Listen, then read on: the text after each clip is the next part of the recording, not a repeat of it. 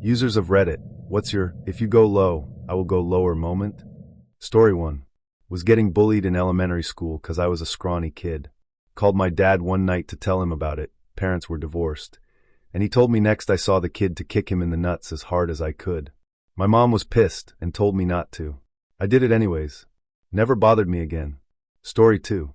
Had a kid at school constantly throw chewing gum into my hair, so I had to always go to the nurse's office to have it teased out. Absolutely disgusting whenever I felt it, i.e. he was literally chewing it and then attempting to spit it into my hair. When I finally had enough and felt it for the 12th time, and the teachers were ignoring it, I stood up and threw my chair at him. And to be fair, the teacher turned round, told me to go to the nurse's office, and carried on teaching. Story 3. This was actually my mother's doing, but it helped me see that she will always have my back from a very young age. I went to a brand new school in 2nd grade, and the 2 popular girls were mean to me in the beginning. My mom booked my birthday party that year at the premier birthday party spot in my hometown. Think laser tag, bowling, put, batting cages, etc. She then sent me to school and had me give an invite to every single person except for those 2 girls, and coached me to say, "Why would I want to invite someone who doesn't like me?" when they asked. Guess who started being nice to me? I know we could not afford that birthday party at the time, but my mom wanted to help me with my new school however she could. Forever grateful. Story 4. On a new team, I had helped a fellow lead/manager out a lot, hoping he would spin up and pull his own weight. He had a part in getting me demoted, so I decided to stop doing his job and focus on my own. He didn't like that and complained to my manager and demanded a meeting to discuss my lack of cooperation. So I spent a few hours compiling a 35-page report complete with screenshots and other receipts detailing how much the team and I did his job in addition to our own. Got it to my manager in time for the meeting which the guy called off. The guy was fired the next week. Story 5.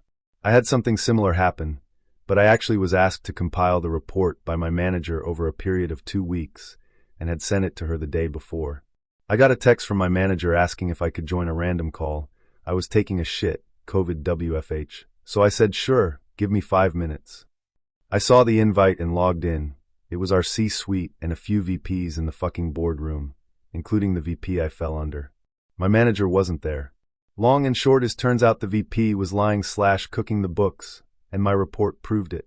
So I got grilled up and down, but because I had the actual data, the VP got shit-canned 2 weeks later. I was super pissed about how I was blindsided by that meeting, and realized how lucky I was to have the data which prevented me from getting thrown under the bus, so I took a 5-day weekend.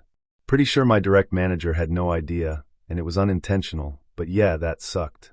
I showed up to a C-suite meeting in a baseball cap and t-shirt, COVID Zoom, not knowing at all how serious this was LMAO. Story 6. Old boss treated me like shit for almost 10 years.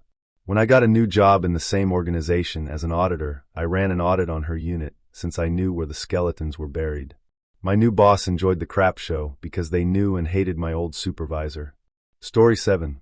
I was standing in a long checkout line with my cart. Every time the line moved, the woman behind me bumped me with her cart. The next time the line started to move, I braced my feet. When I felt the cart touch me, I took a huge, fast step backwards.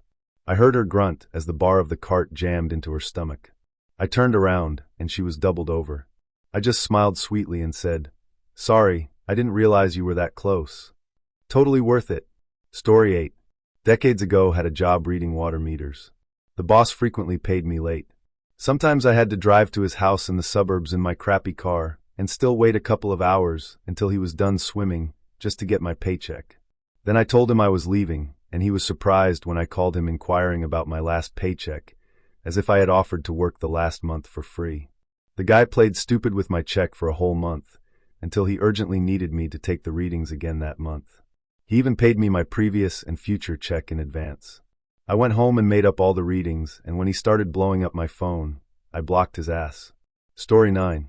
I had a girl cheat off me in 6th grade. I complained to my mom, who told the teacher, who told her, "Yeah, I'm waiting for cheater," to realize it's wrong on her own. I did my homework and all tests in code. If it was multiple choice and the answer was A, I'd put C or something similar. If it was a written answer, I'd skip it till later. As soon as I got home for homework or she turned in her test for tests/quizzes, I'd furiously erase my answers and put the right ones in. Story 10. Happened a couple days ago.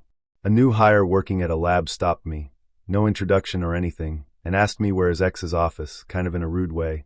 I was telling her, well, she works at the other building and I can't remember if she is in floor 2 or floor 4 but dash, and she cuts me off and goes, "Can you just answer the question?"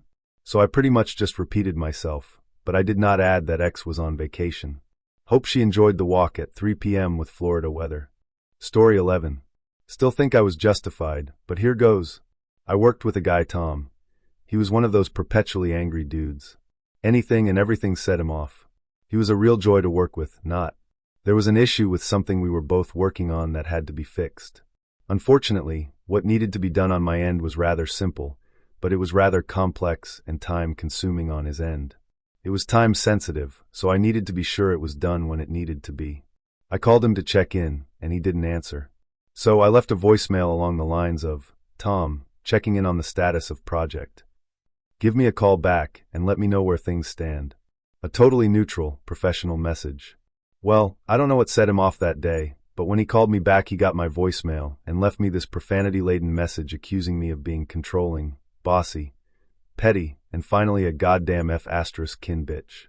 Yes, he left that on my voicemail. I didn't even call him back. I forwarded the message both to my boss and to the head of HR and said, "I refuse to work with anyone that speaks to me in this way."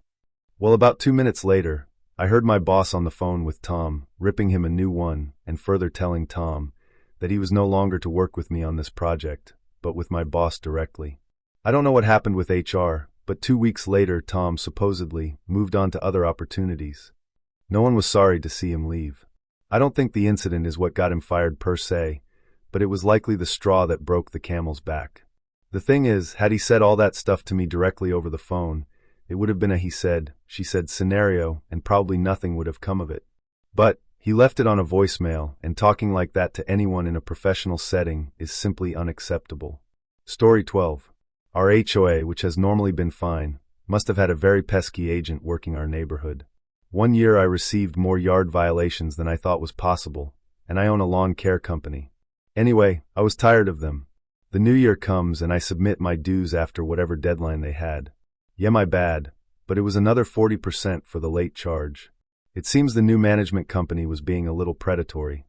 So I dig into the neighborhood charter and discover it was established on April 15th, with wording that clearly stipulates that is when HOA fees would be due unless changed by committee. There was never an official change in the bylaws, and the management companies would use whichever date they wanted, usually late January. I bring this evidence to the management company along with a very persuasive letter which included legal language like on or about and indemnification and such. Forgive me, I'm not a lawyer or anything. And wouldn't you know, they removed the fee, accepted my payment, and we haven't had any citations since. The best part was their letter asking not to have lawyers involved, and they're just a small group of volunteers, and sorry for the misunderstanding. I wasn't trying to come off as a lawyer, but I did research legal documents and tried to put as much legalese as I thought would be necessary to sound convincing. Story 13. There was a dirtbag guy at work. He did maintenance and HVAC and had a reputation for being a huge jerk. One of my male co-workers received news that his mother had died, and that dude started berating him for crying at work not knowing the cause. He was a slippery dude though, and HR didn't get rid of him. He also yelled racial slurs at a TV in a very crowded break room. They still didn't get rid of him. A few people that had the misfortune of working with him told us that he hated pennies, huge disdain for them for some reason, so I started saving. I gathered pennies for a few weeks, my own collection, and then a few of my co-workers gave me their collections as well. On my last day working for that place, I went and found his maintenance cart while he was on break, and I filled every nook and cranny of that thing with pennies. From what my friends told me, anytime he pulled a tool out for a job after that, it would be followed by a small handful of pennies falling all over the floor, and he never figured out who did it. He eventually got fired for drinking on the job, which is the same reason he was fired from a previous job on a military base, so the trash took itself out. Story 14. My roommates left the living room a mess, then went on a vacation not telling me when they would be back, knowing I was having a baby shower at the house that weekend, which had been planned months in advance. When I say a mess, I mean cans and bottles and literally trash, plates and games and cards not put back in the boxes, some clothes and shoes. I literally threw it into their already messy rooms, and when they came back they flipped shit. Then the next was when one of them changed the Wi-Fi password on me, which we all paid for, but was in her name. I kept unplugging the router cause the electricity was in my name. Then other roommate took the thermostat off the wall cause she had the gas in her name. So then I started shutting off the breakers to their rooms since the electricity was in my name. It got so petty. I also took my shower head I bought off every time I would shower cause the thermostat was taken and all. Story 15. A board member of a company I worked for sent an email to every single employee working at the HQ offices explaining how the distance between the coffee machine and the fridge was making the company lose money. The mail detailed that after employees poured their coffee on their mug, they had to walk 2 seconds to the fridge to pour their milk, and even in some cases 2 seconds back to the microwave to heat everything up. Those seconds, multiplied by 2 or 3 coffees a day, multiplied by the amount of workers, resulted in an approximated amount of money. Then, this board member continued with a speech about how little actions made big impacts and some shark-minded bullshit. The next day, a reply to this mail arrived to every inbox. It came from a burned-out junior and also included some interesting calculations. He said that a 400 words email took about X seconds to be written and about Y seconds to be read. Then, added some extra seconds, Z, considering the time of field analysis of the coffee situation. His point was that, considering how much a board member earned per year, not including bonuses or custom clauses on their contract, taking X plus Y plus Z seconds to write that email has costed the company also a considerable amount. Considering also the time every employee has dedicated to read it, Z asterisk no of employees asterisk average salary per second, the total amount was over the amount the saving of moving the fridge. Then, this junior continued with a speech on how the board members should use their time on improving working conditions instead of tuning them to maximize income. The junior left at the end of the week, I never knew if forced or by his own decision. Little giggles sounded every time someone saw that board member with a mug in his hand. Story 16. I had a coworker, not a main office worker or director, take it upon herself to figure out ways for our daycare chain to save money. Her solution was to cut my hours from 40 a week down to 30. Full-time at my daycare is 32 hours. She said she was going to call our main office with her plan because it's the most cost-effective and better as a whole. When I told her I would lose all my benefits and cannot survive on 30 hours a week, she said, "Not my problem, and it's not the company's problem. We need to save money. Game on." That night, I drafted a professional proposal for saving money. The key point would be eliminating her position altogether. I pointed out what she actually does all day and how, since she doesn't perform a vital function, her position being eliminated saves the company over $2,000 a month. I turned one into the director the next day, saying if she tries to screw with my job, I'm bringing this to the main office. My coworker found out after she began taunting me about calling, so I showed her a copy of the proposal I did. She ripped it up, screaming I have no right. I shrugged and pulled out another copy from my bag and told her I had more at home, plus the director had one to turn in. She began crying, saying she needed this job and she couldn't be unemployed. I replied, "Not my problem, and it's not the company's problem. We need to save money." She dropped the matter, but my director kept the proposal on file for several years, just in case she got any more ideas. Don't screw with me. Story 17. A girl I went to school with spread rumors about me around the school.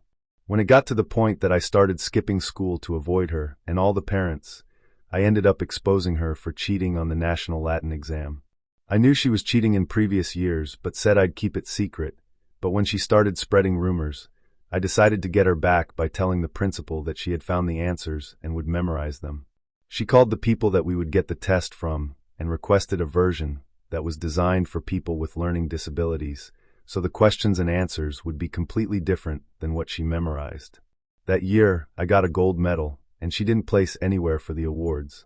It was probably a little too far, but she had enough gold medals from cheating that one failed exam won't ruin her record. Story 18. Longest term ex was obsessed with being a victim. It was one of our most consistent fights. She'd scream at me over not insisting she was owed an apology over an imagined slight. I'm a repeat abuse victim, and she'd compare me not exploring her kinks to me being molested. Eventually, it was full-blown hitting, stealing thousands from me because, frankly, for driving me places, my eyes don't work, and for being willing to have sex with me, she deserves it. Stuff like that. When I finally managed to get free from her, it was maybe 3 weeks before she logged onto Facebook for the first time in years, made a lengthy post about surviving an abusive relationship by pretending to be happy so she wouldn't get it at home, used examples of the things she did to me, but said I did them to her. She didn't realize that even though I'd marked myself as single, we were still friends. She thought I blocked her, but I just didn't talk to her anymore. I could see it. The wounds were raw, and I wanted to turn the other cheek. Then the comments started coming in, about how they could always tell I was an abuser. She was so brave. She should tell her story. I don't deserve a future. I waited until she went to bed like clockwork, 2 a.m., and dumped about 8 years' worth of screenshots in the comments of the horrid things she'd messaged me at work. Everything from her hoping I finally give in to the self-attacking thoughts to her talking about how she only drinks so she can numb herself from how stupid her friends are to making sure I don't take my shirt off at the gym until the bruises fade. She's so sorry, by the way. She was just a little too drunk. I ended it by saying, "Women like you are why people don't believe women. Good luck with your future in victims advocacy." And I tagged her mentor at a women's crisis center. Woke up to a few hundred notifications, mostly accusing me of Photoshop, a fair amount of LMAO. After 8 years of not liking me, her dad became a good friend for standing up to her. I truly do hope she's got her life in order in the years since. I just have long since stopped caring what happens to her. I sure haven't my shit together, but I'm trying. Story 19. I'm a neat freak. My house is spotless. I had a roommate who refused to clean up after themselves, wouldn't even throw out their empty beer can on the way to get a new one. Arguing got old, and I lived in a frat house in college, so game on. Put all my stuff in my room, cutlery, pans, cups, etc., and just ignored their mess. My space is spotless, the rest isn't my problem. They barely made it a week before they were offering to help clean. Not clean, just help me do it. I made it clear that my space is spotless, the common area mess is all theirs. Last I heard, they're nearing a decade homeless. Story 20. Rented a place once when I was first moving into an area to start a new job. It had so many things busted in it that it was beyond funny. So before I signed a lease, I made a list of each and every one of them, along with the relevant legislation for each one saying this was the landlord's issue to fix at their own expense, and if they didn't, we could have it fixed at their cost, using our own choice of repair companies. Depending on who I picked, it would have totaled about 6 months' rent. Given that some of the issues were the kind which would take months to get that bad, and the rental agent had been signing off inspection reports saying everything was fine, they were on the hook too. So I went down to the rental office, signed the lease, and before the ink was dry, whipped out the list of items that needed repair. They tried to give me the old "you rented it in its current condition" line, but I just said that if these things weren't fixed within 72 hours, I'd be asking the local state tenancy review board to be looking into every property in her portfolio to see how many of them also had minor inconsistencies between her condition reports and their actual real-life conditions. A whole lot of property owners would potentially have to forego months, possibly as much as a year, of rent while they paid through the nose to bring their properties up to legal compliance, and it would all be on her. Good luck finding a new job in the property industry, with that official finding of multiple deliberate years-long regulatory noncompliance hanging over her too. 3 days later, I was enjoying my new repairs. Story 21. I worked at a retail store, and we would have this customer that came in that was incredibly rude, entitled, and arrogant. He would argue about prices, try to get discounts, return things after he used them, and condescended down to us constantly. He happened to come in when we were about to close, and I was the supervisor on duty. One time he came in drunk as fuck, came up to me, and started arguing with me about something. I could immediately smell the whiskey on his breath. I told him that he was intoxicated, and I wouldn't be engaging with him any further. He became furious and started yelling, so I left the store, and when I did I grabbed a post-it note and a pen, went outside, and wrote down his license plate. I came back in and said, "If you do not leave the premises immediately, I am calling the police and telling them that you are drunk and that you are trespassing. I know you drove that white pickup truck right there." I pointed to it. "I know you are over the limit, and I wrote down your license plate, GZ. I don't give a shit how much money you spend here.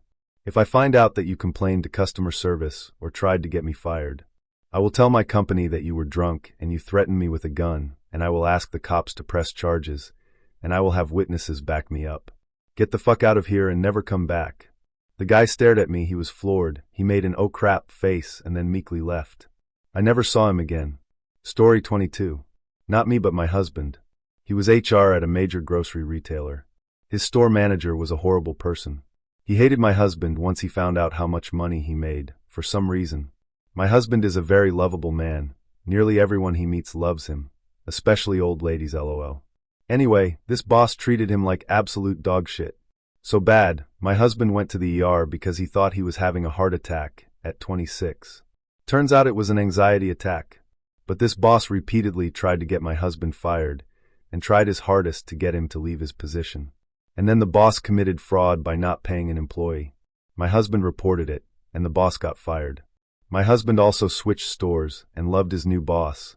They're great friends now, even though my husband changed career paths within the company. The boss had to retire, but went back to work elsewhere. Eventually he got back with the company, but in a lower position, lol. Story 23. My current boss makes 6 figures, delegates everything, been here, and reminds everyone, 8 years but knows nothing. And I mean nothing. Because he'll always have someone just do it or figure it out for him. Has someone we pay to do a lot of his job, so we're even double dipping. I've never seen anything like it. Well, now he has no choice because someone left and he needs to cover it. Of course, but paying the person that just left money to train the new person and do the work still in the meantime. He doesn't even tell a new person to answer the GD phone. Now you call and need something that he deals with? Send him to his VM. I take no messages. Anyone that comes to the counter, boom, I get him. I purposely go out of my way to not help him in the slightest bit. We're also union, and he hasn't helped and has made it wicked uncomfortable as far as negotiations for the past 5 months. There's 2 of us, and these knuckleheads can't even give us pennies in good faith. Never goes to bat for us, even though we do it all. If we left tomorrow, he would completely fail. Story 24. Something my coworker friend did that involved me slightly. I used to order the groceries for our work kids every week to cover snacks and breakfast. I noticed that every week, I couldn't seem to find certain items or that the number of them was off. I swore to my staff that I had ordered enough, but clearly something happened with the order. At the same time this was happening, we had issues with a new staff member who was also a student who needed to complete field work for their diploma. The way they treated the children and their work ethic wasn't there. Conversations were had with the staff in question, but nothing changed. My coworker decided to take it higher up to get something done about this staff. During a meeting with my coworker, the staff in question, and our higher up, the staff decided to try to deflect the issues as my coworker being a racist, rather than about the staff's performance. My coworker gently explains that she isn't a racist and is upset by the lie that she is to deflect from the staff's poor performance. She then goes on to explain how this staff had been the one stealing the groceries from work to feed her own children, and when my coworker realized, offered to buy her groceries, and then did so her children could have something to eat. She explains she didn't want to say anything as it would cause the staff to lose her job and possible chance at a diploma if she said anything, so instead she helped her. The staff proceeded to lose their job and failed placement due to this. Needless to say, being falsely accused of being a racist was hers. Story 25. So I live somewhere with a communal kitchen with a freezer in use for other people. I have a small freezer nearby, labeled with my name and all. For the past few months, I noticed that the other people started using my freezer temporarily because theirs was full, and it would only be for a short while, say a week or so, and then their stuff in my freezer would be gone. The thing is, they didn't ask me beforehand if I was okay with basically losing 2/3 of my freezer space. Had they asked, I would have absolutely said they could use one of the 3 drawers in there, but they just didn't ask. The first time they let me know about the situation later that day as an afterthought, and it annoyed me still, but okay, sure. The next time it happened, they never talked to me at all. So I checked their freezer, saw plenty of space left, and just chucked all of their stuff in there, and it barely fit. The next day I heard someone else say that it was really difficult to open that freezer. I chimed in and said, oh yeah, that was me, and basically explained very clearly that if they wanted to act this way, then I will mirror it in the exact same way. Do with it what you will. A week later, they ordered and installed an entire extra freezer, because simply asking is apparently too much. Story 26. When I was in elementary school, I was invited to a play date at a classmate's house. Little did I know it was an ambush. Shortly after I arrived, the boys, Demon Number 1 and Demon Number 2, invite me downstairs for a Nerf gun battle. Demon Number 1 takes a good gun and hands me a good gun too. As we're about to start, he says, "Wait a minute," and takes the good gun out of my hands and gives it to Demon Number 2. He hands me one of those keychain guns that could only shoot one dart at a time. I'm terrified. Suddenly, the lights go out. Pitch black. The boys assault me with darts. I'm hiding on the ground, crying and screaming, and I've just shot my only dart. With no way to protect myself, I chuck my gun into air, and I hear a loud thud. The lights go back on and Demon Number 1 is crying, nursing a fresh bruise on his forehead. My parents were immediately called, and I never hung out with them again. Story 27.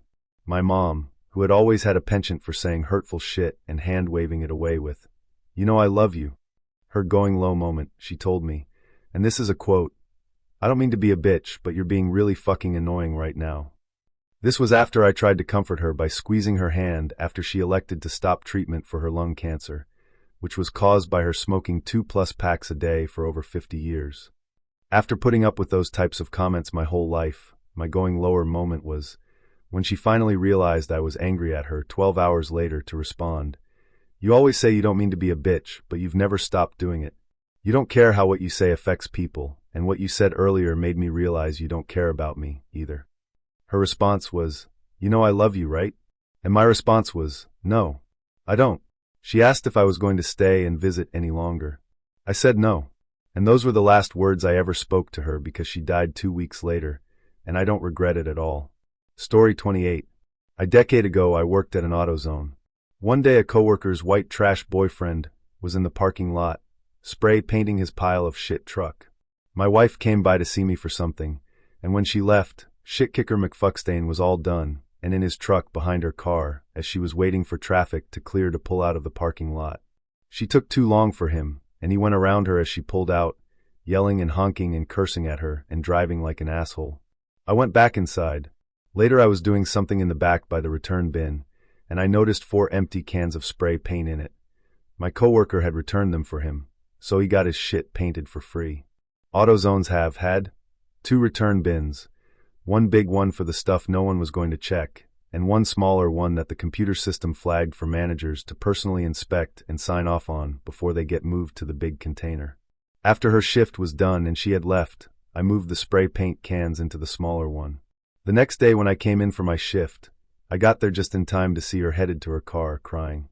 If I recall correctly, I don't think she got fired for it, but she did get chewed out and wasn't there much longer. F her and her dickhead boyfriend. Story 29. I took an IT job as a contractor, with the agreement that if the job worked out, I would get hired in 6 months.